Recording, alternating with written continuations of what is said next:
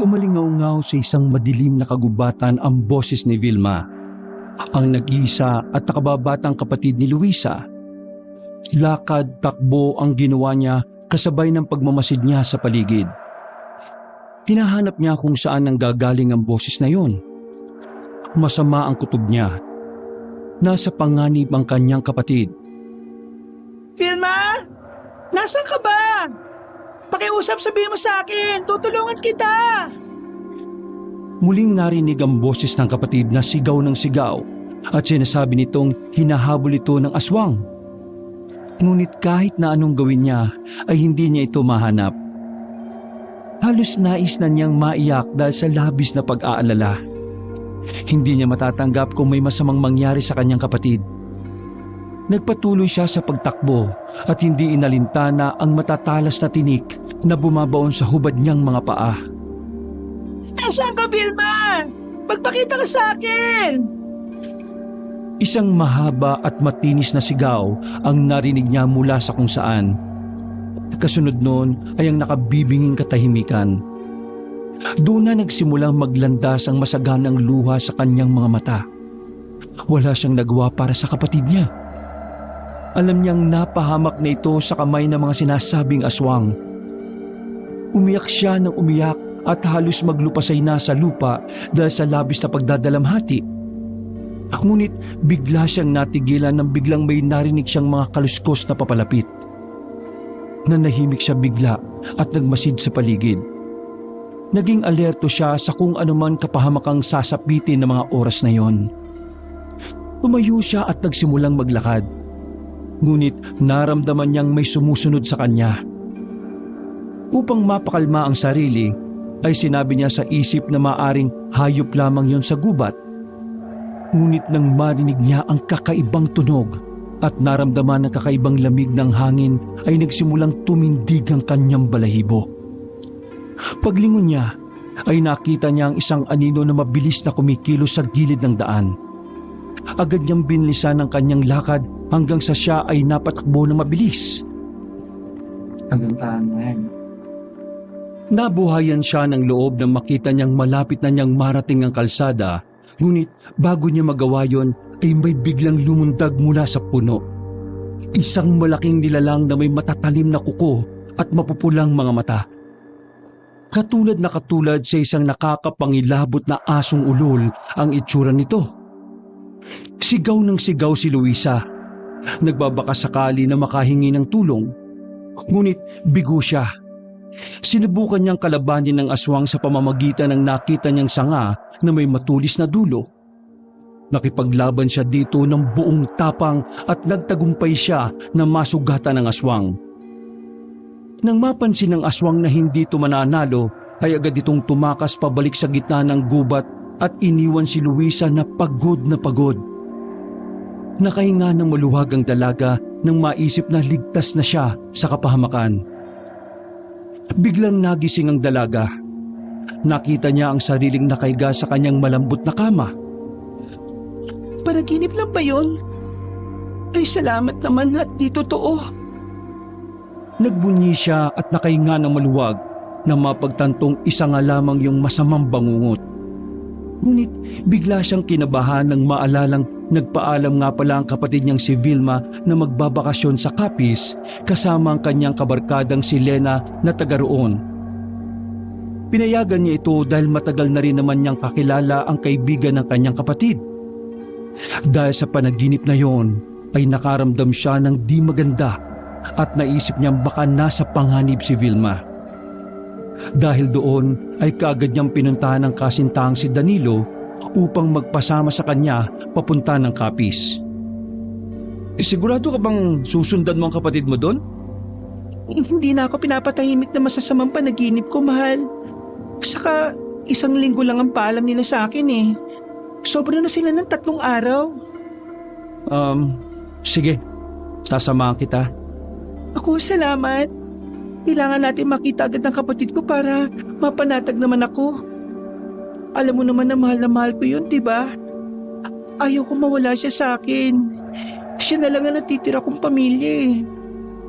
Oo, naiintindihan ko. Kaya lang nangangamba ako sa mga bagay na pwede natin kaharapin sa lugar na yun eh. Ha? Bakit? Ano naman ang ikinababahala mo? Hindi kasi natin kabisado yung lugar at maging ang mga taong naninirahan doon. Paano kung tayo o ikaw naman ang mapahamak? Hindi naman ako mapapahamak eh. Dahil alam ko na ipagtatanggol mo ako sakaling may loko-lokong tao na magtatangka sa akin na masama. Eh mabuti nga sana kung masamang tao lang eh. Eh paano kung masamang aswang? Aswang? Hindi naman totoong aswang eh. Sa maniwala ka man o hindi, Luisa, totoong merong aswang. At ang lugar na pupuntahan natin ay pinaniniwala ang naninirahan doon ng iba't ibang klase ng mga aswang. Hindi naman siguro literal na aswang ang kahulugan ng aking mga panaginip. Basta, para sa akin, hindi totoo mga aswang hanggat hindi ako nakakita ng isa. Eh di ikaw ang bahala. Basta wag mo akong sisisihin pag nagkataon. Bagamat mula pagkabata ay lumaki siya sa mapamahiing pamilya ay hindi siya naniniwala sa mga nilalang na hindi pa nakikita ng mismong mga mata niya. Pero dahil sa panaginip niyang yon, sa loob-loob niya ay baka nga posibleng totoo ang mga nilalang na yon. At doon siya mas natatakot para kay Vilma. Agad-agad ay pumunta siya ng terminal at sumakay sa bus. Naging mapayapa naman ang kanilang naging biyahe. Halos 20 oras ang kanilang naging biyahe mula Maynila hanggang sa Bacolod. Nang malapit na silang makapunta sa daungan ng mga barko, ay biglang bumuhos ang napakalakas na ulan. Dumilim ang kalsadang kanilang tinatahak. Hindi mapakali ang binatang si Danilo habang panay ang tanaw sa bintana. Nakaupo ang dalawa sa likod ng driver. Manong, hindi ho ba delikado ang biyahe kapag ganitong maulan? Tanong nito sa driver. Pero imbis na sagutin siya nito, ay isang ngisi lang ang pinakawala ng lalaki.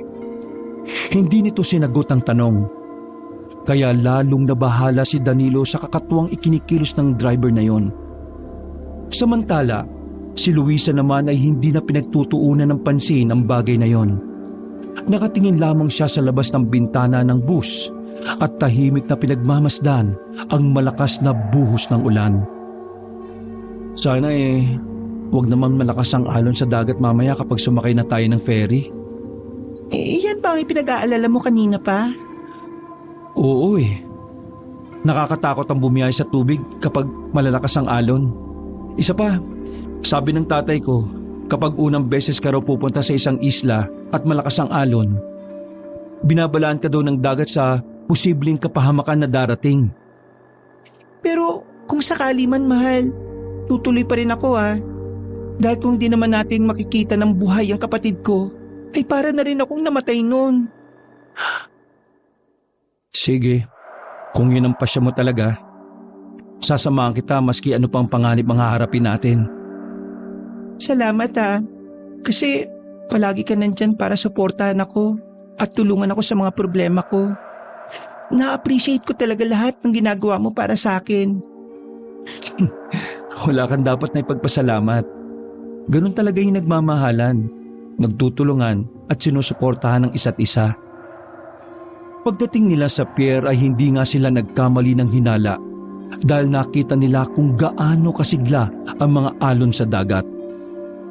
Tanghali pa lang noon pero ang langit ay parang gabi dahil sa nakapundong ulan sa ulap. Kakaiba ang hatid nitong lamig sa mga taong naghihintay na makasakay ng maliit na barko. Nang medyo humina na ang malakas na patak ng ulan, ay saka pinasakay ang mga tao. Ngunit nang nasa kalagitnaan na sila ng biyahe, ay muling bumuhos ang napakalakas na ulan na may kasama pang kulog at kidlat.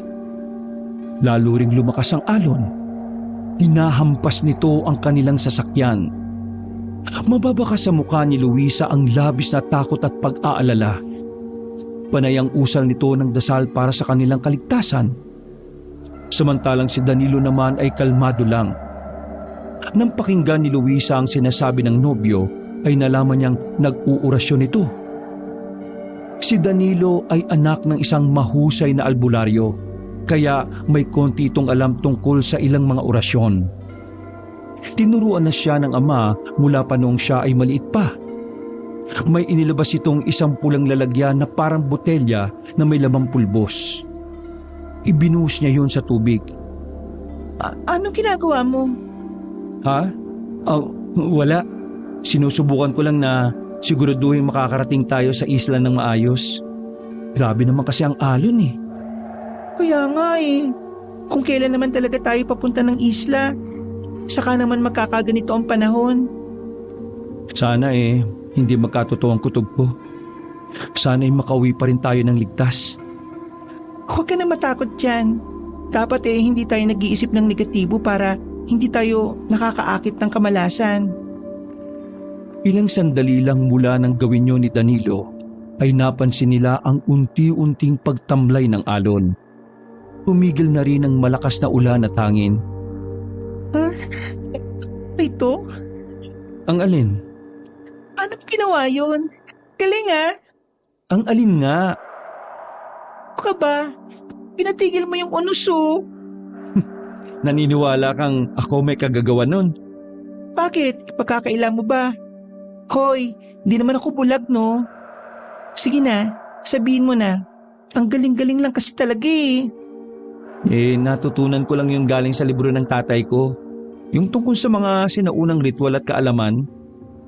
Mukhang totoo na ikaw na ang magiging albularyo Kaya lang masyado ka pang bata para maging katulad ng tatay mo. Ano ka ba?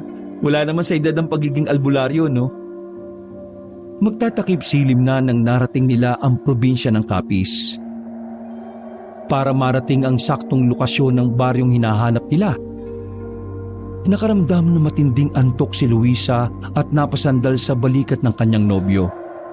Ngunit hindi pa man siya nakakaidlip ay biglang huminto ang sasakyan. Nasiraan sila. Nangako ang driver na mabilis nitong aayusin ang problema kaya wala namang pumalag sa pasahero. Pinababa nito ang kanyang mga sakay. May ilang pasahero ang nagtanong sa driver tungkol sa daang kanilang tinatahak dahil may ilang nakapagsabi na hindi yun ang daan papunta sa baryong kanilang pupuntahan. Ang sagot lang nito ay dumaan lamang ito sa alam niyang shortcut na daan. Naggalit ang iba at napapamura dahil sa maling desisyon ng lalaking yon. Naging abala sa pagkukutingting ng kanyang jeep ang lalaki. Wala muna siyang pinakyat ng kanyang sasakyan dahil ayon sa kanya ay kailangan niya munang subukan ito. Gumana at umandar naman ito pagkaraan ng ilang minuto. Pero imbis na isakay silang muli, ay biglang pinahururot nito ang sasakyan. Sigawan ng mga kasama nilang pasahero. Galit na galit sa ginawa ng driver. Madilim ang parting yon ng kalsada at halos walang kabahay-bahay. Hindi na malaman ng magnobyo kung saan sila patutungo ng mga oras na yon. At yung kalbaryo nilang yon ay hindi pa pala nagtatapos dahil ilang minuto ang nakaraan ay may mga narinig silang kaluskos na nagmumula sa likod ng matataas na damo.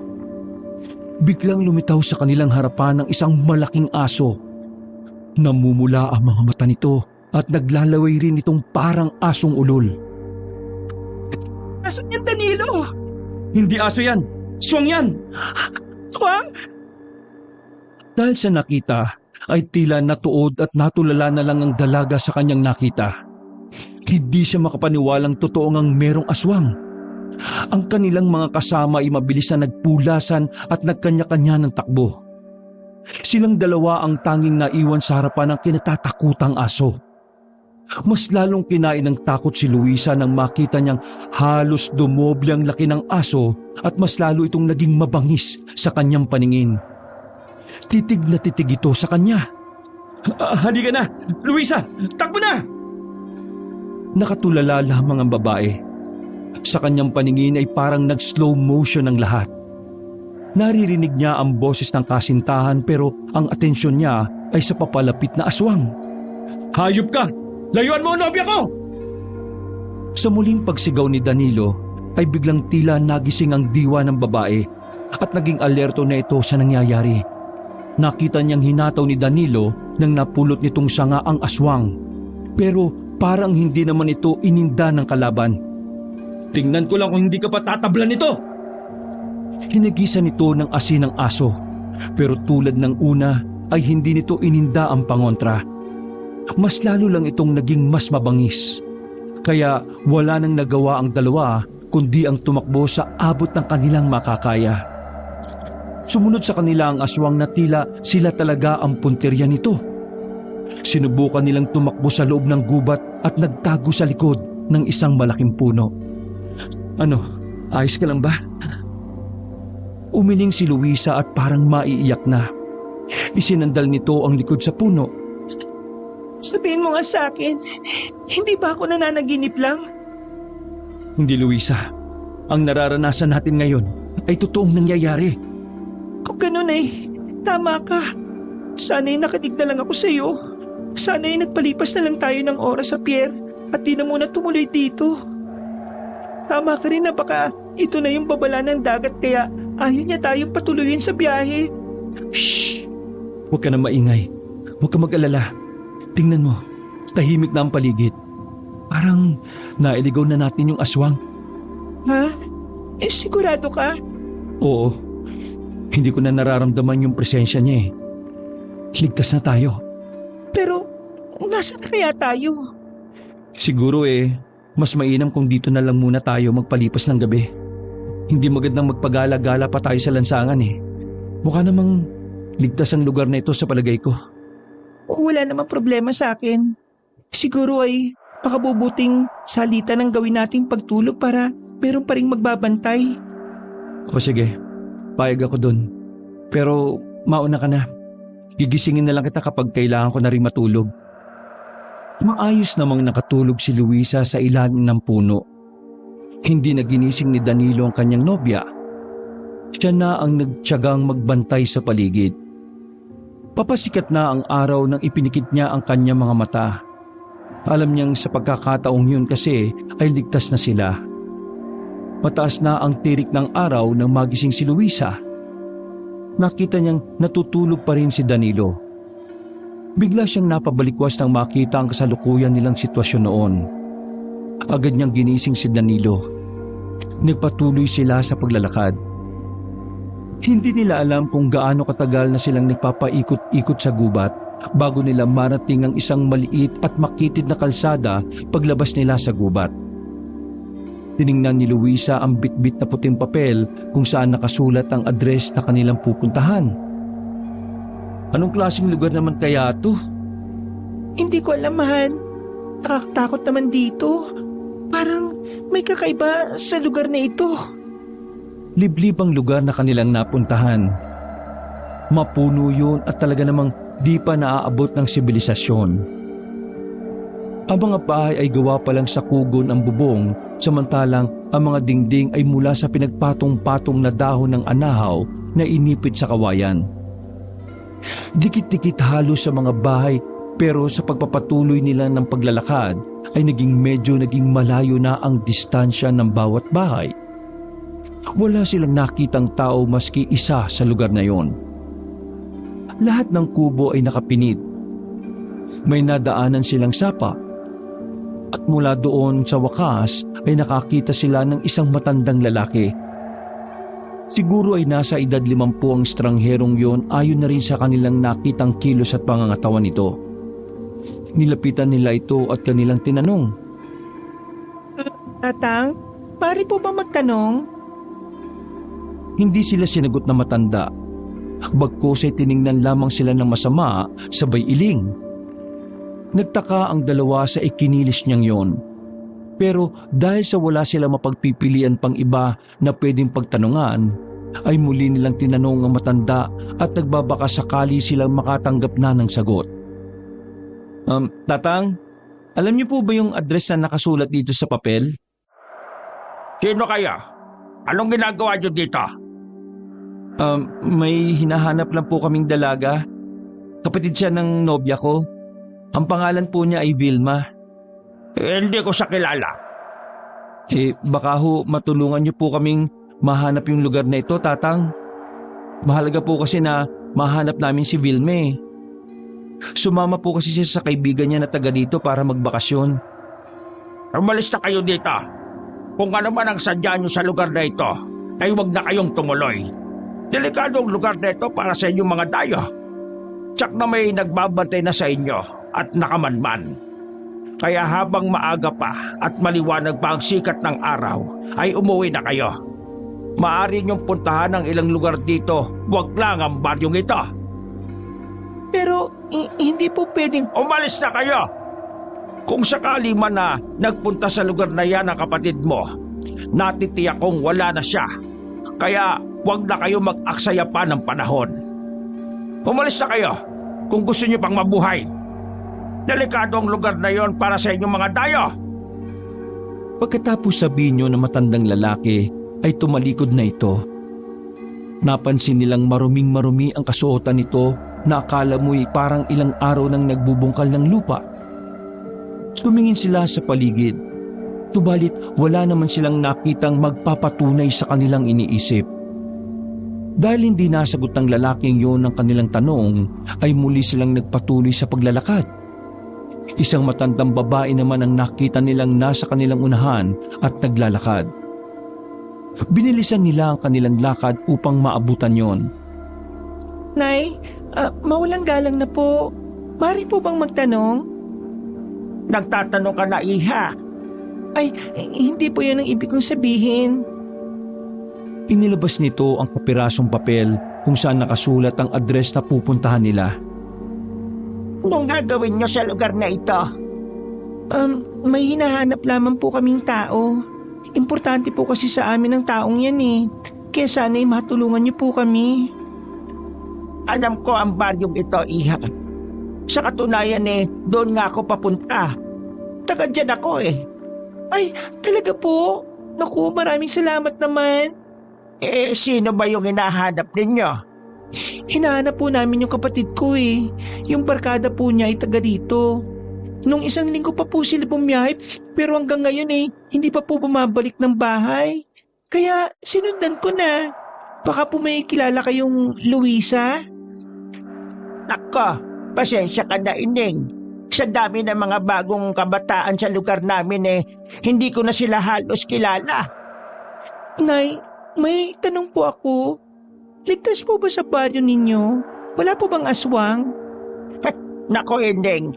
Sa tanda kong ito hindi pa ako nakakakita ng aswang. Haka-haka lamang yan ng mga taong walang magawa sa buhay. Meron po kasing nakapagsabi sa amin na delikado daw po ang baryong ito. Sino naman ang nagsabi? May nasalubong po kaming matandang lalaki na gusgusin kanina. Madumi ang kanyang damit. At ay nako, si tandang taso tinutukoy ninyo. Alam mo, iha, hindi mapagkakatiwalaan ng taong yon kasi nasiraan na ng bait. Hinahayaan na nga lang namin na magpagala-gala yan dito sa amin. Madaldal talaga ang taong yon maski wala na sa katinoan. Ganun po ba? Sabi ko na eh. Tingnan mo, kung naniwala tayo doon kanina sa matanda, di mas lilitan tsansa natin na makita yung kapatid ko. Ay, kapatid mo ba yung hinahanap ninyo? Opo, ilang araw na rin po kasing hindi siya umuwi sa amin eh.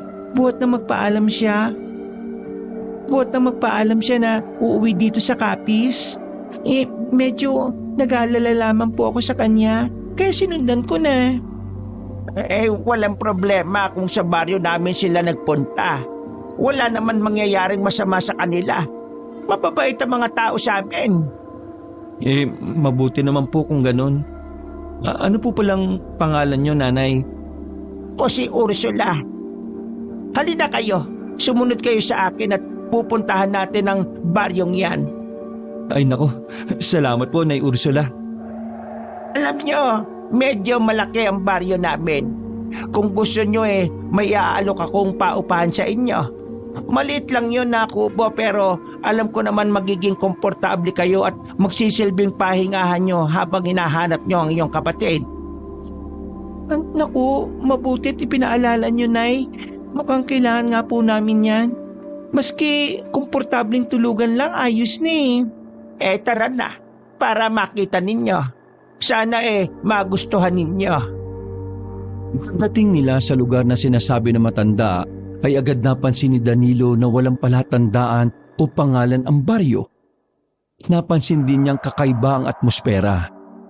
Habang naglalakad siya sa makitid na daan, ay naririnig niya ang tunog ng mga kuliglig at mga sanga ng puno na tila ba binubugbog ng hangin. Kakaiba rin ang bigat ng hangin na dumadampi sa kanyang balat. Tinutuban siya na masama, pero nanatili lang siyang tahimik at pinakikiramdaman ang mga susunod na mangyayari. Naging alerto siya at sa pamamagitan ng kanyang mabilis na paningin ay parang may anino siyang nakikita sa bawat bahay na kanilang nadadaanan.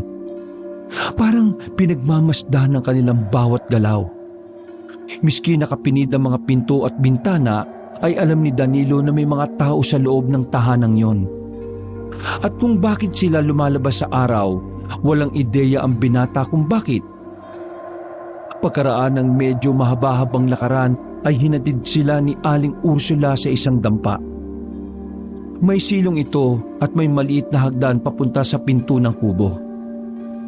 Nang buksan na matanda ito, ay tumambad sa kanila ang isang silid tulugan na kasya ang 2 tao. May nakita silang nakahanda ng banig na nakarolyo sa tabi at may nakahandang 2 unan. Walang kusina at wala ring sala at palikuran ang paupahang yon. Bagamat ganun ang kubo, ay tanggap pa rin nila dahil gusto na rin nilang magpahinga. Lalong-lalo na si Danilo dahil napuyat siya nung gabi. Nais niyang maiunat na sa totoong higaan ang kanyang sumasakit na likod. Ano? Ayos ba sa inyo ang kubong ito?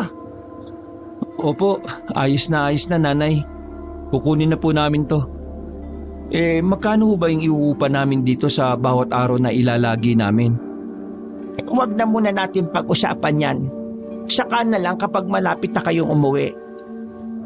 Sigurado ba kayo? Para hindi po tayo magkakagulatan sa singilan. Piho, kung iniisip po na tatagayin ko kayo ng presyo pagkatapos, sinasabi ko sa inyo, hindi ko gagawin yon. Dahil pwede ko namang ibigay talaga sa inyo ng libre yan. Kaya huwag kang mag-alala. Mababa lang ang singil ko. Kung ganun sige po, kayong bahala. Maraming salamat po. Siya, maiwan ko muna kayo ha. Mamaya padadalhan ko na lang kayo kay Totoy ng makakain. Naku, nakakaya naman ho. Kayong mahiya, maliit na bagay lang yon. Saka kasali sa babayaran yung upa ang pagkain kaya huwag kayong mahihiya. Ay, ganun po ba? Sige ho, kung kasama po sa upa, ayos na rin po. Sayang talaga, no?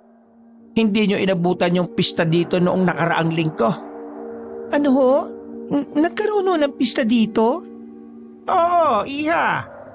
Masaya dito magpiesta. Napakaraming pagkain ang inihahanda ng bawat kabahayan. Buhay na buhay ang mga tao dito lalo na sa gabi. Sa gabi lang po lumalabas ang mga tao dito? Ay hindi, iha. Ang ibig kong sabihin noong may okasyon lang. Kasi dito may mga nakawiwiling palabas na nagaganap sa gabi. Parang sa amin din po sa gabi ang palabas. May mga labanan ng kanta, sayawan at iba pa. Ayon, iha. Parang ganun din dito. O siya. Sige, aalis na ako at ako'y matutulog pa. Magpahinga na kayo at alam kong pagod kayo sa biyahe. Siya nga pala. Ano ngang pangalan ninyo? Ako po si Luisa at ito naman po si Danilo, yung nobyo ko. Masaya akong nakilala ko kayo. Sige ha, pakihintay na lang yung apo ko dito mamaya. Sige ho, Aling Ursula. Salamat po ha. Pagkaalis na matandang babae ay labis na nagulat ang magkasintahan nang biglang nagsilabasan ng mga tao sa kani-kanilang mga tahanan. Nagumpukan ng mga ito at nakatanong sa kanila.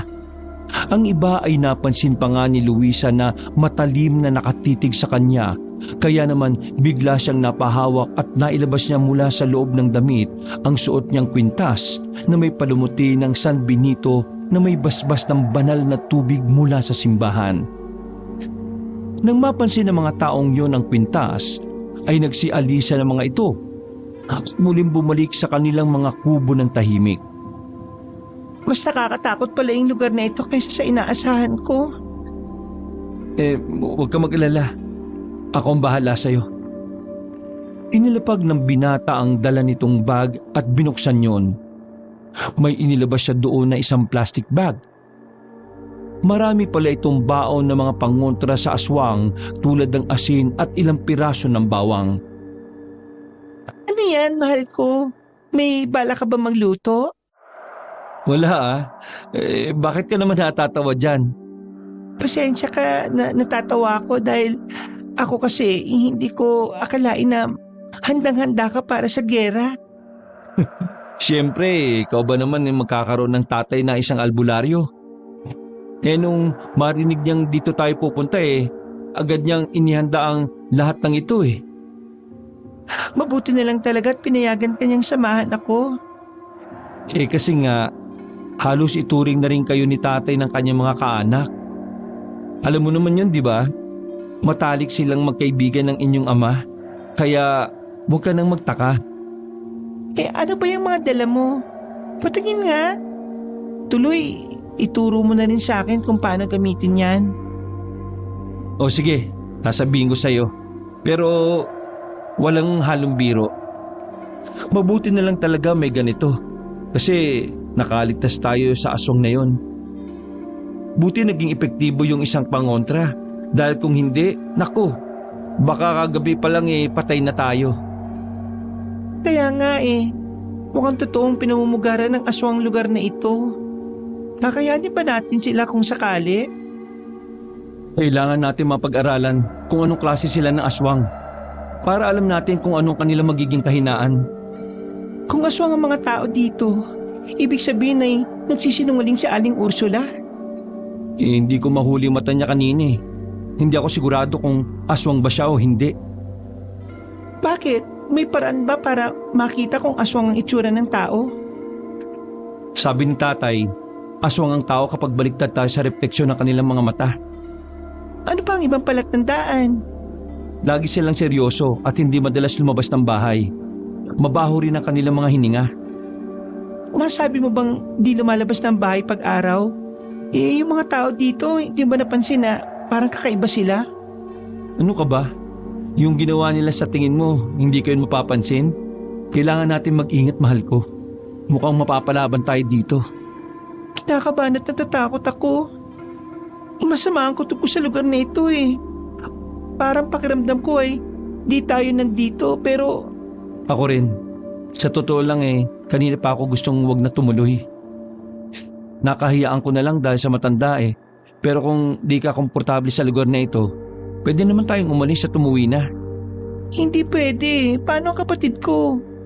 Kung may mga aswang nga dito totoong kailangan nga ako ni Vilma. Yang kapatid mo naman kasi, sa dinami-rami ng pwedeng puntahan dito pa talaga sa liblib na lugar na ito. Wala na ba siyang pakialam sa buhay niya o sa'yo? Palagi mo na lang siyang nagiging sakit ng ulo Hindi ka naman niya iniisip. Nagpaalam naman kasi siya ng maayos sa akin. Hindi ko naman alam na ganito dito Kaya kasalanan ko rin. Sana hindi ko na lang siya pinayagan. Kaya mo na. Nandito na tayo Kailangan na lang natin ng maganda. Siguradong hindi magiging tahimik ang gabi natin.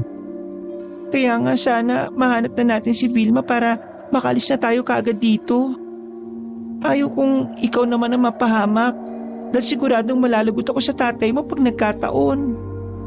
Hindi ako magpapatalo sa aswang, no? Ano ka ba? Kakayanin natin to. Ngayon pa lang sisimulan ko na maglagay ng mga pantaboy ng aswang para hindi na nila tayo magalaw. Inilabas na ni Danilo ang bawang at mga asin nang bigla silang makarinig ng kaluskos. Nang sumilip sila ay may nakita silang isang bata na paparating. Sa tansya nila ay nasa 13 taong gulang ito. Palinga-linga pa ito sa paligid habang papalapit sa kanilang kubo. Tao po! Andiyan po ba kayo sa loob? Tao po! Sino ka? Anong ginagawa mo dito? Hello po! Inutusan po ako ni Lola para dalhin tong pagkain po ninyo. Ikaw yung apo ni Aling Ursula? Anong pangalan mo? Totoy po! Ano ba tong dala mong ulam? Ilaw na isda po. Masarap po yan. Hilaw? Kumakain ka ng hilaw na isda? Opo. Masarap po ang hilaw lalo na pagkakarne. Salamat dito bata. Wala pong anuman. Matanong ko lang, matagal ka na bang kumakain nito? Opo. Alam mo, kung ako sa iyo, habang bata ka pa, tigilan mo na yung pagkain ng mga hilaw. Masama yan sa katawan, maaari kang magkasakit. Babaho rin yung hininga mo. Naku, imposible po yun ate. Yun na kasi nakasanayan namin dito eh. Nakasanayan ninyo? Ang tinutukoy mo ba ang mga kapitbahay ninyo? Hindi umimik si Totoy. Bagkus ay yumuko ito at gumuhit sa lupa.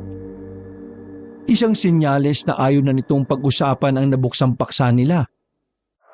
Napansin agad yun ni Luisa kaya sinikap niyang ibahin ang tono ng kanilang pag-uusap. Napansin agad yun ni Luisa kaya sinikap niyang ibahin ang kanilang pag-uusap. Alam mo, mas masarap ang pagkain niluto sa apoy. Apoy po? Naku, wag na lang ate. Takot po ako sa apoy eh. Saka kung sakali man hindi ko rin kakainin pag naluto kasi wala na daw yung sustansya eh. Basura na po yun sa amin. Nagtinginan sila ni Danilo sa sinabing yun ng bata. Dahil doon ay mas lumakas ang kanilang suspetsa na pinamumugaran nga ng aswang ang lugar na yon. Sige po, magpapaalam na po ko sa inyo. Baka po iniantay na po ko ni Lola eh. Mag-iingat po kayo ah. Sige, pakisabi kay Lola mo, salamat ulit dito sa ulam ah. Wala po nga naman ate. Dahil kumpirmado na nilang di mapagkakatiwalaan ng sinumang tao sa lugar na yon, ay hindi kampante ang dalawa sa dalang pagkain ng bata.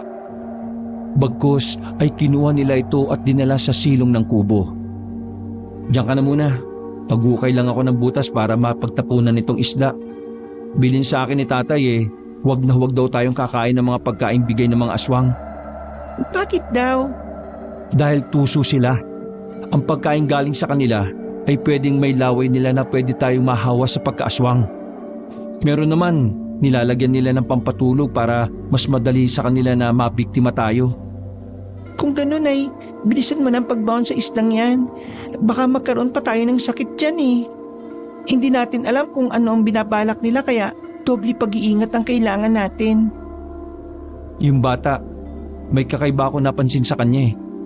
Ano yun? Yung hininga niya, hindi yung ba naamoy? Parang amoy na bulok na hayop. Hindi naman nakapagtataka yun kasi sabi nga niya, di ba? Hilaw na mga karne ang kanilang kinakain. Ang mas katakataka ay bakit siya takot sa apoy at kung bakit... Teka, Oh, ano yun? ang takot sa apoy ang bata, ibig sabihin takot din sa apoy ang mga kinatatakutan nating aswang. Magsusunog tayo? Kung maaari, bakit di natin gawin? Pandagdag proteksyon din natin. O siya, ilibing mo na yan. Bago pa magapunan. Magpahinga na muna tayo para mamayang gabi may lakas tayong magpuyat. Agad na gumawa ng maliit na butas si Danilo sa silong ng kubong yon at doon ibinaon niya ang isdang bigay ni Totoy. Pagkatapos ay saka na bumalik sa loob ang dalawa. Naglabas na lamang sila ng baong tinapay at dilata sa bag na siya nilang kinain para sa pananghalian. Nang matapos ay isinarado na nila ang pinto at natulog na pansamantala. Mag-aalas 5 na halos ng hapon nang magising si Luisa. Agad niyang ginising ang kanyang kasintahan dahil oras na ng kanilang paghahanda. Sa nalalapit na pagsapit ng gabi, ay kinailangan na nilang matapos kaagad ang paglalagay ng mga pangontra laban sa mga ito.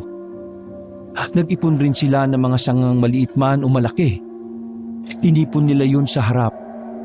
Nang matapos ay nagsaboy na sila ng asin sa bubong at sa paligid ng bahay. Ikinabit na rin nila ang mga bawang sa bintana at maging sa pintuan. At ang itak ay inilusot ang talim nito sa kawayang sahig.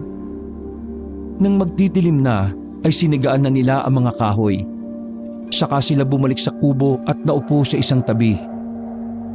Nang tuluyang kinain ng dilimang liwanag ay nagsimula na magkaroon ng ingay ang hangin. May naririnig silang mga kakaibang tinig sa paligid, parang mga bumubulong. Sumapit na nga ang gabi. Nagsimula na magkaroon ng ingay ang hangin. May narinig silang kakaibang tinig sa paligid. Bagyang binuksan ni Danilo ang bintana at sinilip ang labas kung ano ang sanhi ng ingay na yon. Pero sa kadiliman ng gabi ay wala siyang nakita. Muli niyang isinara ang bintana. Maya-maya ay narinig na nila ang malalakas na pagaspas ng malalaking pakpak na papalapit sa kanilang bahay. Meron na rin kumakaluskos sa bakuran. Nararamdaman ko, nandito na sila, Luisa. Maganda ka na. Oo, mahal. May tiwala ako sa iyo. Alam kong kakayanin nating dalawa ito na mapagtagumpayan. Hindi ako papayag na hindi. Biglang nanahimik ang paligid. Pareha silang sumilip sa labas.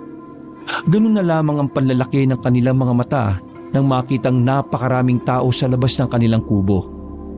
Wala namang naiba sa kanilang anyo. Hindi sila nakakatakot pagmasdan dahil mukha pa rin naman silang ordinaryong tao. Ang pagkakaiba nga lang nila ay matatalim ang kanilang mga mata. Seryoso rin ang kanilang muka at labis na mapusyaw ang kulay ng kanilang balat habang nasa ilalim ng sinag ng buwan. Nakatayo lang sila at matagal na pinagmamasdan ng kubo. Anong klase mga nilalang kaya sila? Huwag kang maingay, baka marinig tayo. Sigurado ka bang hindi nila tayo magagalaw sa mga pangontra na inilagay mo dito? Kung hindi epektibo ang mga pangontra natin, siguradong kanina pa napasok na nila tayo. Maaring nilalantakan na rin nila ang ating kalamnan. Kaya magtiwala ka lang, mahal ko. Hindi nila tayo maano. Bagamat di tulad ng mga nakagisnang kwento ng tunay na anyo ng aswang na nagagawang magbalat kayo bilang hayop, ang mga tao sa baryong yon ay nasisiguro ng dalawa na mga aswang. Dahil sa isang banda, ang mga aswang ay hindi lamang nagbabalat kayo bilang hayop, kundi may kakayahan din silang magtago at magkunwaring isang normal na tao. Ilang minuto pa ang nakakaraan ay muling sumilip si Danilo sa bintana. Nakita niyang tumalikod na ang mga tao at unti-unting nagpulasan nang walang makalapit sa kanilang kubo. Tumahimik na ang paligid pagkatapos noon. Laking pasasalamat nila sa Diyos dahil hindi sila pinabayaan sa tiyak na kabahamakan. Sa isip nila ay isang himala ang nangyari. Ang yabang-yabang ko noon na palagi kong sinasabi, to see is to believe. Tapos ganito, mahal, hindi lang isang aswang nagpakita sa akin, kundi isang baryo na ang lahat ng nakatira ay puro aswang. Totoo ba talaga nangyayari ito? May waga talaga ang mundo, mahal. Maraming bagay o kababalagan talagang itinatago. Pero sa kabila nun, huwag tayong papatalo. Dapat malaman nila na tayo ang hari sa mundong ito, hindi sila. Ay, salamat naman at umalis na sila. Ninervyos talaga ako ng todo. At least, naniniwala ka na. Nakakainis ka. Talagang nagawa mo pang tumawa sa ganitong sitwasyon natin, ha? Siyempre, wala na sila . Teka, hindi na ba sila babalik? Hindi na, kaya matulog na tayo. Parang hindi ko kayang matulog ngayong kumpirmado ng totoo ngang may aswang sa lugar na ito. Paano kung may masamang nangyari sa kapatid ko? Huwag ka muna mag-isip ng negatibo. Mahanap natin si Vilma. Sana nga. Kasi hindi ko kakayanin pag nagkataon. Hindi ko alam ang gagawin ko kung mawawala siya ng ganun-ganun lang. Bukas na bukas, mag-iikot tayo sa lugar na ito. Hahanapin natin siya sa oras na mahina ang mga nilalang na yan. Matutulog na nga sana ang dalawa, ngunit bigla silang muling inabala ng isang tunog na parang huni ng baboy. Gumagawa ito ng ingay mula sa ilalim ng kanilang kubo. Teka, naririnig mo ba yon?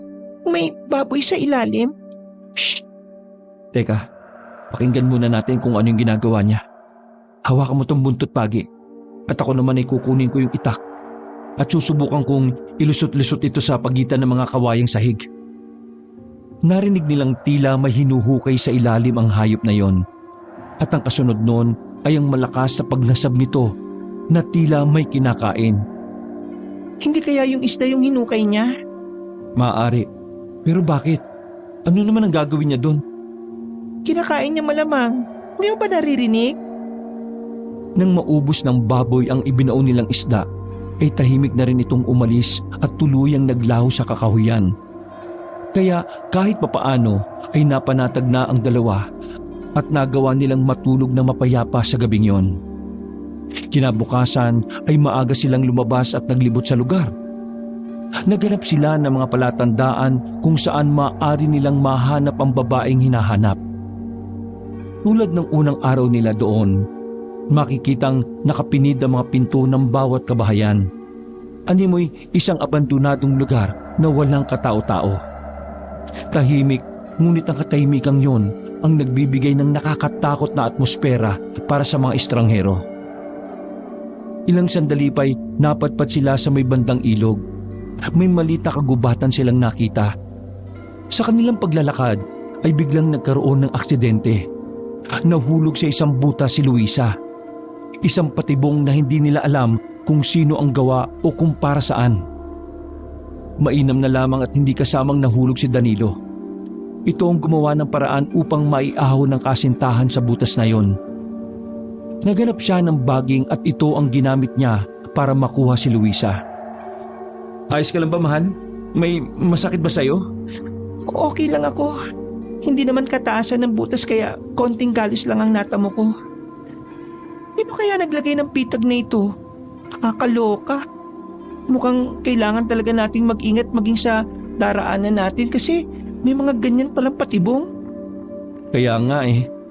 Ano, gusto mo na bang bumalik na tayo sa kubo? Mainam na nga siguro. Uy, bakit ganyan ang mukha mo? Parang Biyernes Santo. Nag-aalala lang naman kasi ako eh. Paano to? Paano natin hahanapin? Saan tayo magsisimula, mahal? Hindi ko rin alam eh. Pero kung sadya talaga na di natin makikita si Vilma dito, pupunta tayo sa bayan at magpapatulong tayo sa mga pulis. Oo, mabuti pa nga. Maglalakad na sana sila pabalik ng kubo pero bigla nilang nakasalubong ang isang matandang lalaki. At nakakatakot ang anyo nito dahil sa kasuotan nitong napakadumi. Maputik din ang kanyang mga kamay at paa. Tapos ay may hawak itong pala. Kayo na naman. Anong ginagawa niyo sa lugar na ito? Hindi ba't binalaan ko na kayo? Ang tigas naman ng ulo ninyo. Mapapahaba kayo dito. Sige na, umalis na kayo. Tatang, kayo pala. Tatang kayo pala. Huwag mo nga ako matatang-tatang at hindi naman kita anak. Wala akong pasaway na anak, no? Ang sungit niyo naman po. May gusto lang naman po kami itanong kung maaari. Saka naglalakad-lakad lang naman po kami dito eh. Ano po bang masama doon? Hindi niyo pinakinggan ang babala ko. Matigas ang ulo ninyo. Kung mapapahama kayo sa lugar na ito, wala kayong ibang sisisihin kundi ang mga sarili niyo, ha? Pasensya na po. Gusto lang po talaga naming mahanap yung kapatid ko eh. Mamamatay kayo dito. Malis na kayo. Hindi niyo ba alam na kakaibang nilalang ang mga nakatira dito? Alam na po namin. Nakita na po namin kagabi na pawang mga aswang ang nakatira sa baryong ito. Pero hindi kami natatakot sa kanila, Tatang. May mga baon kaming pangontra. At sa palagay ba ninyo tatabla sila ng mga pangontra ninyo? Ibang klase ang mga nilalang na naninirahan dito. Hindi nyo sila may tatawi sa pamamagitan ng mga asin at bawang lang. Pero nagawa po namin kagabi. Imposible! Marahil ay may iba silang dahilan kaya hindi nila kayo ginalaw. Mga aswang po sila, di ba? Bakit hindi sila tatablan? Ay nako, saka ko na ipapaliwanag. Sige na, marami pa akong tatapusin. Danilo, anong gagawin natin? Umalis na kayo habang may araw pa. Kung gusto nyo makabalik sa bayan, ay sundan nyo ang agos ng ilog na ito. Ito lang ang tanging paraan para makalabas kayo sa lugar na ito. Pagkasabi nun ay agad na umalis sa matandang lalaki. Naiwang nakatulala si Luisa. Tinitimbang kung ano nga ba ang pinakamabuting gawin. Naisip rin niya kasi baka totoo nga na di sila basta-basta tinatabla ng pangontra dahil isang aswang ang nakalapit sa kanila at nanginain pa ito sa ilalim ng kanilang kubo. Naglakad na sila pauwi sa kanilang kubo. Sa daan ay bigla silang nagtalo. Mukhang kailangan na talagang umalis tayo dito, Luisa. Baka kailangan na natin pakinggan yung sinasabi ng matanda. Pero paano yung kapatid ko? Paano kung nangyari na sa kanya yung panaginip ko? Mahal, yung gubat. Baka doon natin makikita si Vilma. Doon ko naririnig yung tinig niya sa panaginip ko eh. Nasa loob kami ng gubat. Hindi mo alam kung anong pwede nating sagupain sa sinasabi mong lugar, Luisa. Hindi pwede. Hindi ako isang mahusay na albularyo. Oo, magagawa kong ipagtanggol ka sa abot ng aking makakaya. Pero hindi ko naman sigurado kung hanggang saan ang kakayahan ko. May hangganan din ako, Luisa. Isipin mo din naman ang sarili mong kapakanan. Hindi nakaimik si Luisa sa sinabing yun ng kasintahan. Alam niyang may punto ito at di na niya kaya pang mga tuwiran. Alam niyang malabo pa ang paghahanap nila kay Vilma sa paghahanap ng karayom sa damuhan. Batid niya yon simula pa. Ngunit ayaw lamang niyang tanggapin. Wala siyang nagawa kundi ang umiyak na lamang ng tahimik. Inalalayan siya ng nobyo sa paglalakad. Bumalik na siya sa kanilang kubo. Bagamat ay hindi naman sila nagpapansinan ng mga oras na yon. Iniiwasan ni Luisa ang mga titig ni Danilo. Nang malapit na sila sa kubo, ay napansin nilang may nakatayo sa harap nito. Ang batang si Totoy. Kanina ko pa po kayo iniintay. Saan po kayo galing? Diyan lang, naglalakad-lakad. May hinahanap kasi kaming babae. Babae po? Ano pong pangalan? Vilma. Baka may nakikilala ka dito na ganun ang pangalan. Nagbakasyon sila dito nung 1 linggo pa eh. Tapos hindi pa bumabalik sa amin. Babae na nagbakasyon? Pero sa pagkakaalam ko eh, wala pong ganun dito.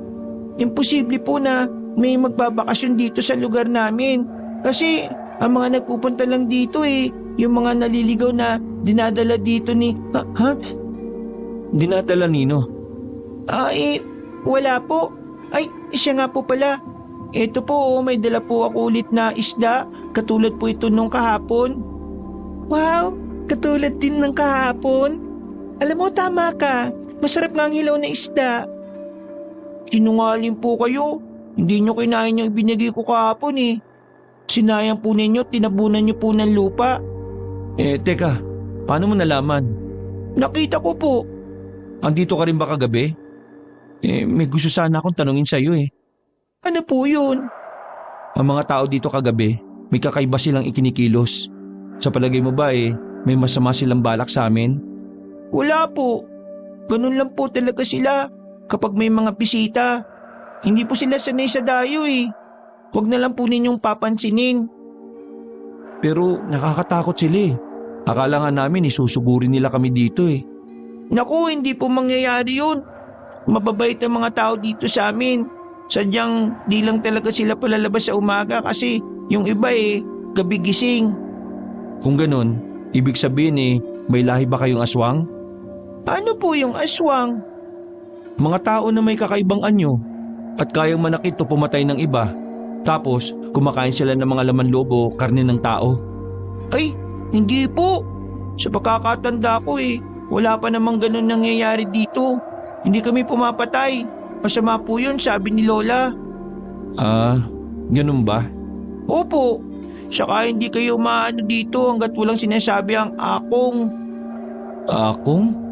Yun po ang tawag namin sa aming leader dito. Si Lola, siya po ang akong. Huwag po kayo maglala. Wala naman masamang gagawin sa inyo si Lola eh. Oo nga pala. Di ba may sinasabi ka kanina tungkol sa mga naliligaw na dayo? Ang lola mo ba ang tagapagdala ng mga dayo dito? Ibig sabihin sadyang dinala kami dito ng lola mo? Pero bakit? Para saan? Maaari mo bang sabihin? Hindi ko po masasagot ang tanong nyo kasi Bata lang po ako eh. Hindi ko po alam eh. May mga bagay na dapat matatanda lang nakakalam at pwedeng makialam. Papagalitan po ako ni Lola pag masyado ko madaldal. Pasensya na po kayo pero alis na po ako. Kapo kasi inaantay na ako ni Lola eh. Uy, bata! Kinakausap kita! Huwag kang tumakbo, uy! Hayaan mo na. Nakauwi na. Mahal, tama ka. Kailangan na natin makaalis dito. Nagkatinginan si Danilo at Luisa.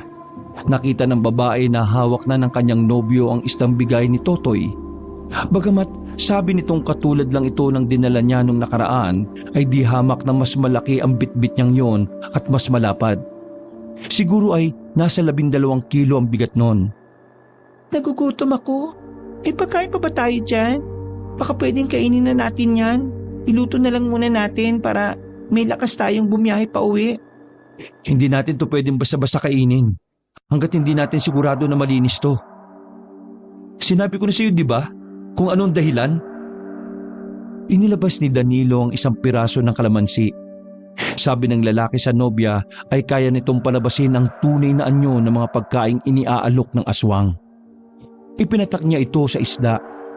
Ang sariwa at magandang isda ay napalitan ng totoo nitong itsura. Bilasa at nabubulok na ang ibinigay ni Totoy. Sinasabi ko na nga ba hindi mapagkakatiwalaan yung maglola na yun Gusto nila tayong lasunin. Pero bakit? Anong motibo nila sa atin? Kung para tayo sa hapunan nila bakit di ba nila tayo kinuha o kinain kagabi? Di ba? Hindi nga tinatablan si Totoy nung asin na nakakalat sa bakuran nung kinutkot niya yung lupang pinagbaunan natin nung isda kagabi? Saka naalala mo ba yung unang aswang na nakainkwentro natin nung nasiraan tayo ng sasakyan? Oo, hindi rin siya tinablan ng asin. Kung ganun nililin lang tayo ng mga aswang na narito. May masama talaga silang pinaplano sa atin. Kailangan na natin magmadali. Bumalik tayo sa may ilog kung saan natin nakita yung matandang lalaki. Baka sakaling matulungan niya tayo. Sa palagay mo mapagkakatiwalaan yung matandang yun ngayon? Baka mamaya may ibang grupo din sila ng mga aswang. Baka pwede nating tuntunin na lang yung dati nating dinaanan. O sige, kung yan ang gusto mo. Sinubukan ng dalawa na tuntunin at hanapin ang daan na yon, subalit makailang beses na silang nagpaikot-ikot ay hindi pa rin nila ito nahahanap. Bagkus ay bumabalik lang sila sa kung saan sila nagsimula. Halos maiyak na si Luisa dahil sa nangyayaring yon. Napanghihinaan na ito ng loob at iniisip agad na katapusan na nila ng kanyang nobyo. Samantala ay panay naman ang usal niya ng orasyon si Danilo. Napansin na rin niyang bumabalik lamang sila at hindi naman tunay na nakakaalis sa baryong yun. Naiintindihan na niya ang sinasabi ng matanda sa kanila na ang tanging paraan upang makalabas ng baryong yun ay ang sundan ang agos ng ilog. Nang matapos dasalin ng ilang ulit ang orasyon ay may napansin silang papalikong daan. Lumiko sila doon at nakita nilang nagbago ang daang tinatahak. At sa pagpapatuloy nila sa paglalakad ay nakita na niya ang ilog. Tuwang-tuwa sila dahil sa wakas ay makakalabas na sila sa lugar ni Luisa. Mahal, nandito na. Ha? Mahal? Asan ka? Luisa? Luisa? Wala na sa kanyang tabi ang pinakamamahal na babae. Dahil sa taglay na mahika ng aswang na nagpoprotekta sa kanilang lugar, ay naghiwalay sila ng daan dahil sa orasyong binabanggit ni Danilo. Tanging si Danilo lamang ang nailigtas ng orasyon na yon. Hindi! Luisa! Iho, anong nangyari? Bakit ka umiiyak? Magkasama lang po kami kanina ng nobya ko Tulad ng sabi nyo, aalis na nga sana kami pero bigla po kami nagkahiwalay ng daan. Inaasahan ko na ang bagay na yan. Mukhang di nyo agad sinunod yung bilin ko Ibang daan ang una nyong pinuntahan at hindi ang ilog na ito. Hindi ka nagtiwala sa akin, Iho. Tulungan niyo po ako. Pasensya na po. Tulungan niyo ako mahanap si Luisa. Hindi kita matutulungan. May ibang bagay pa akong dapat natapusin.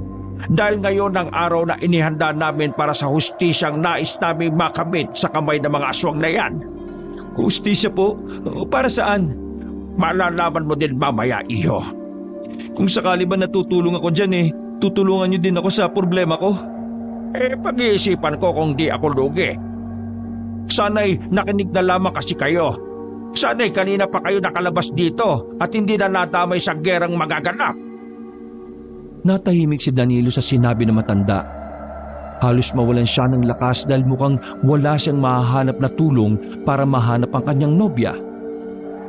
Samantala, hindi naman agad napansin ni Luisa na meron nang nakasunod sa likod niya na isang lalaki. Ilang sandali lang ay nakaramdam na siya ng malakas na pukpok sa kanyang ulo na siya niyang ikinahimatay. Nang magising siya ay napansin na niya kagad ang matinding pananakit ng kanyang ulo. Tipong parang nakabaliktad ang kanyang mundo nang magmulat ang kanyang dalawang mga mata.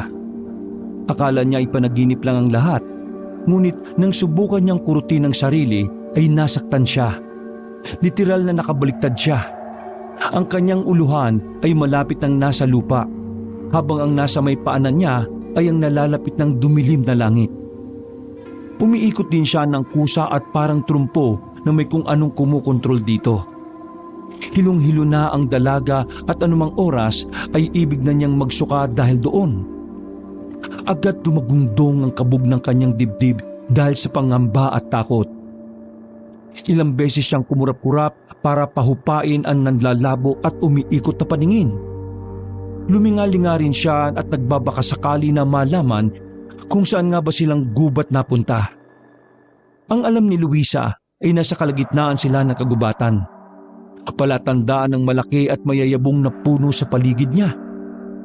Napakarami mga puno at karamihan sa mga ito ay nagkakabit-kabit ng mga sanga, kaya may mga parte ng gubat na di na lumulusong ang sinag ng araw kaya madilim. May narinig siyang malalakas na huni ng ibong uwak. Napatakip siya ng kanyang tenga. Nang mawala ang tunog ay saka pa lamang niya naalala ang huling nangyari sa kanya bago masadlak sa kasalukuyang sitwasyon. Tulong? Tulungan niyo ako! Sa kanyang pagsigaw ay napansin niyang may gumagalaw sa may bandang madamong bahagi. Labis na natakot si Luisa nang makitang lumabas roon ng isang tao na may ulo ng baboy ramo. Tahimik yung nakatanaw sa dalaga. Nakatayo ng tuwid at hindi gumagalaw. Nakatapak ang paa sa lupa. Sino ka? Huwag sa akin! Hindi siya sinagot ng kaharap, bagkus ay naglakad ito palapit sa kanya. Mas lalong nang hilakbot ang dalaga nang makitang tila naglalaway ang bibig ng nilalang. Nangawa mo na! Huwag mo sasaktan! Parang inaapuyan ng kanyang lalamunan sa tindi ng uhaw. Nakailang pakiusap at sigaw na siya sa nilalang na yon at nanatili lang itong tahimik. Naglalaway at nakakatakot, pero hindi naman siya sinasaktan. Maya-maya pa ay bumalik ito sa damuhan ng walang pasabi. Nagsimula siyang magkakakawag. Pilit tinatakasan ng sitwasyong siya ay nakalambitin at nakabaliktad. Isang paa ang nakatali sa makapal na bigkis na nakakonekta sa isa sa mga puno. Doon niya naisip na baka natapakan niya ang isang patibong kaya siya nalagay sa ganoong sitwasyon. Pero hindi. Paano ko makakatapak ng patibong gayong may pumalo sa ulo ko? Sadya kong itinali dito. Sa isiping yon ay bigla siyang nangamba para sa kanyang buhay. Inisip niya na kailangan niyang makaligtas at makalis doon. Dahil anumang oras ay baka may mga dumating ng mababangis na hayop mula sa gubat. At ang malala pa ay kung may dumating na mga aswang para patayin siya. Nanlaki ang kanyang mga mata nang makarinig siya ng malakas na singasing ng isang ahas. Nakita niyang papalapit ang isang makamandag na kobra. Hindi! Tapos ako na talaga!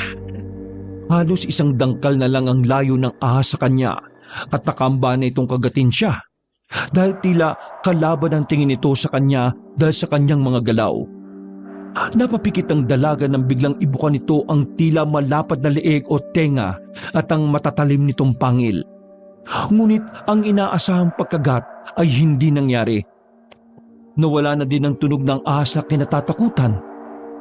Pagmulat ng kanyang mga mata ay nakita niyang nakatayo sa harap niya ang batang si Totoy. Nakaramdam ng kaunting ginhawang babae dahil doon. Tulungan mo mo ako, Totoy. Huwag kang maingay. Ililigtas kita. Basta tumahimik ka lang, ha? Umakyat sa puno ang bata at sinubukang kalagan ng tali. Nagtagumpay naman ito, ngunit dahil pabigla ang pagkakababa ni Luisa ay tumama ang ulo niya sa isang nakausling bato. Nahilo ang dalaga, ngunit hindi na niya yun pinansin at ininda. Marahan siyang umupo at kinalma ang sarili.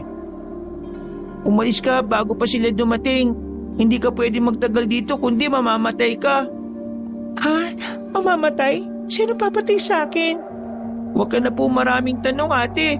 Sige, iiwan na kita, ha? Sa isang iglap ay biglang nagbago ito ng anyo. Si Totoy ay hindi isang pangkaraniwang bata. Siya ay isang aswang na kayang magpalit ng anyo ng isang baboy ramo. Naglakad na ito palayo sa kanya at mula noon ay di na muli pang nagpakita. Agad siyang tumayo nang mapansing merong dumating.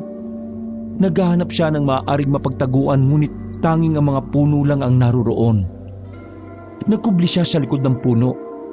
Nakita niyang lumabas mula sa mga kumpol ng halaman ang tatlong nilalang. Marurungi sila at may punit-punit na damit. Wala silang mga panyapak. Lahat sila ay mga nilalang na tao ang katawan, ngunit mabangis na hayop naman ang ulo. Nakatayo lang sila sa may madilim na bahagi at napansin ni Luisa. Agad na nagtanungan ng tatlo kung nasa na ang bihag. Hinahanap siya ng mga ito. Sa di inaasahang pagkakataon ay napaatras siya at natapakan ng isang sanga. Gumawa yun ng ingay at napalingon sa kanyang gawi ang tatlong nilalang. Dahil doon ay wala na siyang magawa kundi ang tumakbo. Tumakbo siya ng matulin at di alintana ang mga tinik at sangang sumusugat sa kanyang mga paa. Ang nangyayari sa kanya ay parang yung nangyari sa kanyang panaginip. Unti-unting binalot ng kadiliman ng gubat at paunti-unti rin silang nakakalapit kay Luisa. Hindi nagsasalita, humahabol lang. Ilang minuto lang ay alam na ni Luisa na lulubog na ang araw. Ayaw niyang isipin ang maaaring mangyari sa kanya sa sandaling balutin na ng dilim ang gubat na yun. Nagsisigaw ang tatlong aswang na yun nang mapunta ang babae sa nasisinaga ng araw. Tumigil sila sa paghabol. Agad itong napansin ni Luisa. Ngunit hindi nagawang magbunyi ng babae dahil alam niyang anumang oras ay mawawala na rin ang liwanag na maaring magprotekta sa kanya sa kamay ng tatlong aswang na yon. Muli niyang sinubukang sumigaw. Tulong! Tulungan niyo ako! Samantala, sa kabilang bahagi naman ng gubat ay nakita ni Danilo ang mga papadating na kalalakihan. May mga bitbit ang mga ito na nakalagay sa mga bayong. Isang lalaki ang biglang lumabas at nagsisigaw na makita siya. Agad nitong inutos sa kanya mga kasamahan na ilabas ang kanilang mga armas. Sumisigaw ang mga ito at galit na galit. Dali-daling hinugot ng isang lalaki ang isang itak sa kanyang tagiliran at walang pasabing susugurin ng binatang si Danilo. Sandali! Magsitigil kayo! Hindi ka laban ng binatang ito! Nanlaki ang mata ni Danilo dahil sa pagkabigla. Ni hindi man lang siya nakagalaw sa pagkakataong yon. Mabuti na lamang at lumitaw sa kanyang tabi ang matanda. Napagkamalan siya ng mga taong yon na taga-baryo kaya naalarma ang mga ito at tangka siyang sugurin at patayin. Nakahinga ng maluwag si Danilo nang matakasan sa unang pagkakataon ang nakitang totoong anyo at mukha ng kamatayan. Hindi siya kalaban. Isa lamang siyang dayo na matigas ang ulo. Kilala ko siya, kaya huwag niyong siyang gagalawin. Pagkarinig noon ay agad na umayos ang kanyang mga kasamahan. Kumalma na ang sitwasyon. Salamat po, Tatang. Huwag ka muna magpasalamat dahil nagsisimula pa lang ang tunay na laban. Kailangan mong tumulong sa amin sa gera bago ka namin payagang makalis sa lugar na ito. Kailangan naming mabawi ang aming lupain sa mga walang hiyang aswang na yon. Malapit na magdilim, Tatang. Kailangan kong hanapin si Luisa, yung kasama kong babae. Malabo mo na makita kasama mo, iho. Hindi pwede. Kailangan kong hanapin ang nobya ko. O sige, hanapin mo. Pero saan? Babalik ka doon sa kalsadang yon. Maski bumalik ka doon, ay siguradong wala na ron ang nobya mo. Tuso ang mga aswang binata. Ilang sandali pa ay tuluyan nang kumagat ang dilim sa lugar na iyon. Ang mga kasama nilang lalaki ay nagsimulang magsunog ng mga kamanyang. Narinig nila ang kakaibang mga tunog na nagmumula sa hangin. Umalingasaw din hindi ang amoy na nagmumula sa insenso na inilagay sa kamanyang, kundi ang masangsang at mabahong amoy na mula sa mga paparating na aswang. Isang matinis na tinig ang umalingaw-ngaw sa katahimikan ng gabi. Nagsipaghanda sila. Inilabas na ang kanilang mga sandatang matutulis na itak. Sa unang pagkakataon ay nakuwang matakot ni Danilo, lalo na nang makitang nagsusulputan na sa kung saan-saan ang kampo naman ng mga aswang. Sila ang mga taong nakatira sa baryong yon. Galit na galit ang kanilang mga anyo at umaapoy ang kanilang mga titig. Nanlilisik ang kanilang mga mata. Nakakatakot din ang kulay ng kanilang balat. Mapusyaw at parang bangkay na may buhay. Meron silang mahabang kuko na sa palagay niya ay kayang-kayang pumunit ng laman.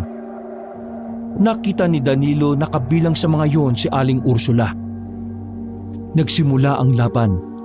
Ang mga aswang ay nagsipagbago ng anyo. Anyong tao pa rin ang iba, ngunit nagkaroon ng mga matatalim na pangil at gumulo ang kanilang mga buhok. Nagtaglay din sila ng kakaibang lakas. Umuungol ang mga ito na parabang ipinapakita na handang-handa sila sa labanan. Isa lamang sa kanila ang nagpalit ng anyo. Nagbago ito bilang isang anyo ng dambuhalang aso. At yun ay walang iba kundi si Aling Ursula. Biglang narealisa ni Danilo na ito rin ang unang aswang na kanilang nakasagupa nung unang araw nila sa lugar na yon. Totoong nilinlang lamang sila ng aswang. Tama ang naging babala sa kanila ni Mang Tasyo. Inabutan siya na matanda ng isang klase ng itak na may magkabilang talim. Ayon sa matanda, ay mabisa yung sandata para sa mga kalaban nilang aswang. At hindi nga nagkamali ang matandang yon. Isang aswang agad ang sumugod mula sa likuran ni Danilo. Mabuti na lamang ay mabilis siyang nakaiwas. Agad niyang nasugatan ng aswang sa bandang dibdib nito. Tumulo ang dugo nito na siyang dumilig sa tuyong-tuyong lupa ng baryong yon. Labas mga kasama! Laban! Isang aswang ang lumapit sa isa nilang kasamahan. Simbilis ng kidlat na sinalakay nito ang lalaki. Agad ditong natumba dahil sa lakas ng puwersa nito. Wag! Napahiyaw siya nang makitang biglang kinagat ng aswang si Mang Tasyo. Ngunit hindi nagpatinag ang matanda. Nakita niyang nakikipagtagisan nito ng lakas laban sa lakas. Bagamat matanda na, ay matikas pa rin ito sa pakikipaglaban. Napatay nito ang matapang na aswang. Ang dambuhalang aso ay lumapit nang makitang napatay na nga ni Mang Tasyo ang kasamahan nitong aswang. Bigla itong bumalik sa anyong tao. Mahusay ka pa rin pala, Tasyo! Tumahimik ka, Ursula! Lumayas na kayo sa aming lupain! Ibalik mo ang katahimikan sa baryong ito! Ano bang sinasabi mo? Amin ang lugar na ito! Tatapusin ko ngayong gabi ang mga kawalang hiyaan mo, Ursula! Manahimik ka! Kahit anong gawin mo, hindi mo ako kaya! Hindi mo ako mapapatay sa pamamagitan lamang ng iyong mga sandata, alam mo yan! Sa gitna ng bangayan ng dalawang matanda, ay may narinig si Danilo na isang matinis na sigaw. Kilala niya ang tinig na yon. Ha? Luisa? Ay, saan ka pupunta? Bakit ka alis? Narinig ko ang boses ni Luisa. Nasa loob siya ng gubat. Kung nasa gubat ng babae, huwag niyo nang asahan na maabutan niyo pa siyang buhay. Malalakas na aswang ang nakabantay sa gubat na yan. Sadyang sila ang inilagay ko dyan upang mangaso. Mukhang masarap-sarap ang magiging hapunan namin mamaya kapag nagkataon. Ayup ka! Lubayan niyo si Luisa! Dali na! Puntahan mo na! Yun ay kung maabutan mo pa siyang buhay at humihinga! Agad na tumalikod si Danilo at tinunton kung saan nanggagaling ang tinig ni Luisa. Pinasok nito ang loob ng gubat. Ngunit ang hindi niya alam ay nakasunod sa kanya ang matandang lalaki. Luisa! Sumagot ka! Nasaan ka? Agad namang narinig ng babae ang tinig ng kanyang nobyo. Kasalukuyan siya noong nakakubli sa awang ng isang puno. Pigilang hininga niya upang di siya marinig at matunton ng pinagtataguang mga aswang. Hindi niya magawang sumigaw dahil sa takot na mauna pang sumugod ang mga ito kaysa sa pagdating ng kanyang nobyo. Ilang sandali pa ang nakakaraan ay nakarinig na siya ng komosyon. Bagyasang sumilip mula sa pinagtataguan at nakita niyang nakikipaglaban na sa aswang si Danilo at ang kasama nitong matandang lalaki. Lumabas siya nang makita niyang isa na sa mga aswang ang kanilang nagapi. Stigod mo! Aswang! Biglang sigaw ni Luisa nang makitang papasugod sa kanyang nobyo ang isa pang aswang. Nang makita siya ng lalaki ay kagad nitong nilapitan ng nobya. Medyo humupa ang laban. 2 aswang na lang ang natira. Lumapit din sa kanila ang matanda. Sumunod kayo sa akin. Naglakad ito palapit sa isang puno. Mag-iingat kayo dahil may malaking patibong akong ginawa sa tabi ng punong yan. Sundan lang ninyo ang nilalakaran ko. Tumalima naman ang 2 sa sinabing yon na matanda. Nang marating nila ang tabi ng puno ay nakita nilang dahan-dahang palapit ang mga aswang. Matapang kayo ha! Sabi ng pinuno ninyong si Ursula kayo ang pinakamalakas na tauhan niya. Sige, tunayan ninyo! Mukhang nainsulto naman ang mga aswang na kanyang pinagsabihan. Umangil ang mga ito at nagpakita ng angking kabangisan. Naglalaway ang kanilang mga ulong may anyo na mababangis na hayop. Patakbo silang sumugod. Ngunit bago pa man sila makalapit ay nahulog na sila sa patibong na matanda. Isang malaki at malalim na butasyon. May inilagay din siyang mga pangontra sa butas. Dahilan upang mawala ng kakayahan ang mga ito na makaakyat sa itaas. O ano kayo ngayon?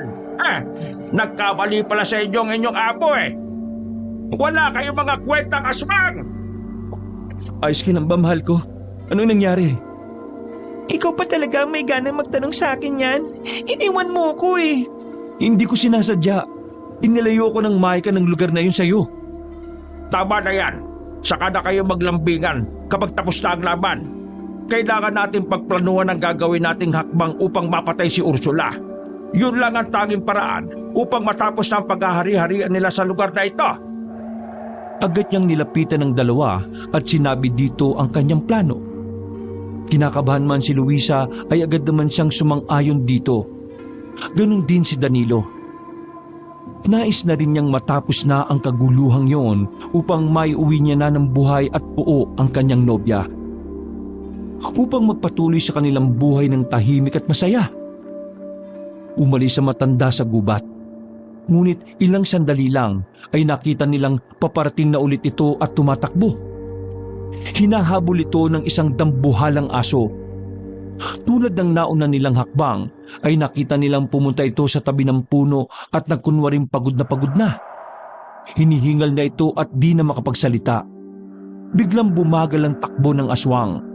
Muli ay nag-anyong tao na ulit ito sa harap ng matandang lalaki. Laos ka na, matanda ka!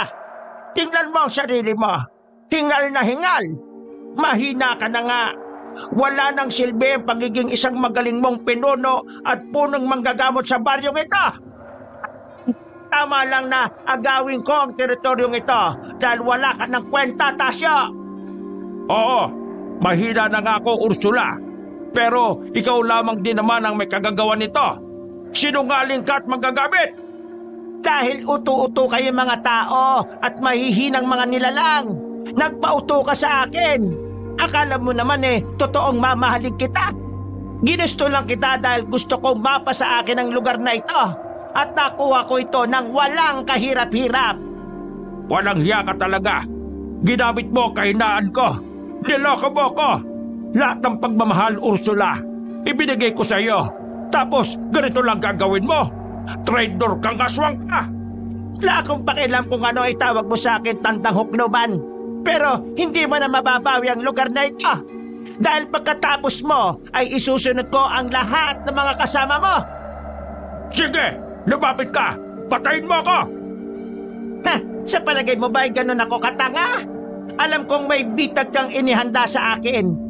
Nakikita ko at naririnig ko ang mga kasamahan kong nasa ilalim ng butas na tinatapakan mo, Tasyo. Nanlaki ang mga mata ni Mang Tasyo nang mapagtantong hindi talaga pangkaraniwang aswang si Ursula. Matalino ito at hindi maiisahan. Ngunit sa di inaasahang pagkakataon ay mabilis na sinugod ang magkasintahan ng matandang babae at itinulak ito papunta sa butas. Kitang-kita sa mukha nito ang labis na pagkagulat. Bagamat hindi ito inaasahan ni Mang Tasyo, ay naisa naman siya na magkasintahan. Hayop kaya! Patayin ko kayo kapag nakalabas ako dito! Hindi ka na makakalabas dyan, Ursula!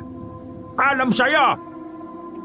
Tinangkapan ng aswang na mag-anyong ibon upang makatakas sa butas na iyon kasama ang dalawang aswang na kasamahan. Subalit naging maagap ang tatlo. Inilagay nila ang isang makapal na net na sadyang iniabang ng matandang si Tasyo kung sakaling mahulog na sa patibong si Ursula.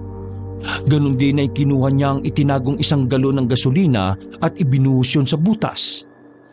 Hindi ka man tinatabla ng mga pangontra sa aswang, Ursula. Ngunit ang sumpa ng apoy ang alam kong di mo kayang takasan. Kahit anong uri ng aswang ay di sasantuhin ng apoy. Tasyo, tikiusap ako. Huwag gawin yan! Ngunit hindi nakinig ang matanda. Agad niyang sinilaban ang butas na iyon at tuluyang nilamon ng apoy ang tatlong aswang. Wala na. Tapos na. Nang masiguro na nilang patay na ang tatlo, ay kagad silang lumakad pabalik sa pook ng labanan, kung saan naghihintay sa kanila ang kanilang mga kasamahan. Mga kasama, patay na ang leader nila! Nang marinig ito ng mga kapwa aswang, ay agad silang nagpulasan at nagkanya-kanya na ng takas. May ilang kalalakihan ang humabol sa mga ito, ngunit naiwan ng iba upang linisin ng ilang mga kalat at gamutin ang mga nasugatan nilang kasamahan. Inayos din nila ang ilang kasama na napaslang. Agad na napayakap ng mahigpit si Luisa kay Danilo. Ligtas na tayo. Natapos na ang labanan. Doon lamang naikwento sa kanila ni Mang Tasyo ang nangyari sa baryong yon. Dating payapa at tahimik ang baryong yon bago dumating ang grupo ni na Ursula. Ngunit nang nanirahan ng mga ito doon ay biglang kumalat ang kakaibang sakit sa mga taong naninirahan doon. Hindi nalaman kaagad ni Mang Tasyo ang pagkakalat nila ng lagim at pangahawa sa mga tao. Bigla ring nagsidatingan ng ilan pa nilang kasamahan hanggang sa di na nila namalayan na unti-unti na pala silang sinasakop ng mga aswang. Nalaman lang ito ng matanda nang mahubaran niya ang totoong pagkatao ng babaeng bumihag ng kanyang puso na si Aling Ursula. Dahil alam na matanda na wala siyang laban sa babae dahil ang aswang na ito ay nabibilang sa pinakamalakas na uri ng aswang. Hindi sapat ang kanyang lakas at galing kumpara sa kakayahan ni Aling Ursula. Kaya kinausap niya ang kanyang mga kababaryo at nagpasya silang lisanin ng pook na yon. Ginawa nila yon upang sila ay makapagplano ng gagawing hakbang kung paano mababawi ang kanilang lugar. At nagtagumpay nga sila sa gerang aswang laban sa mga taong tunay na nagmamay-ari ng baryong yon. Samantala ay malungkot na umuwi ng lungsod si Luisa dahil hindi niya natagpuan ang kanyang kapatid. Masakit sa loob niyang isipin na baka nakain na nga ng aswang ang kanyang kapatid. Ngunit sa di inaasahang pagkakataon ay nakasalubong nila sa isang lugar si Eliza, ang dalagang nag-aya sa kapatid niyang magbakasyon. Agad nila itong nilapitan ni Danilo. Nakikiusap ako sa'yo. Dinala ang kapatid ko. Hindi naman nakaimik ang babae. Magalaw ang mga mata nito at di alam kung paano nito sasagutin ang kanilang mga tanong. Ngunit pagkaraan ng ilang sandali, ay nagsalita ito at sinabing hindi naman talaga sila nagpunta sa Capiz. Bagkus ay pinakiusapan lamang siya ni Vilma na sabihin sa kanyang kapatid na magbabakasyon ito kasama siya. Nanlumo siya sa nalaman. Nakipagtanan pala ang kanyang kapatid at nalaman din niyang buntis na ito. Pinagtakpan lamang pala ni Eliza ang kabulastugang ginawa ng kanyang kaibigan. Labis na nasakta ng dalaga sa nalaman. Halos nawalan ng lakas ang kanyang tuhod. Mabuti na lamang at naging maagap si Danilo na saluhin siya at tulungang muling makatayo. Mahal, magpakatatag ka. At tuluyang lumuha ang luha sa mga mata ni Luisa. Dala ng labis na hinanakit sa ginawa ng pinakamamahal niyang kapatid na si Vilma. Niloko siya ng kanyang kapatid at nang dahil sa pagbubulid nito ng kasinungalingang yon ay muntik ng buhay nila ng nobyo ang naging kapalit. Wakas,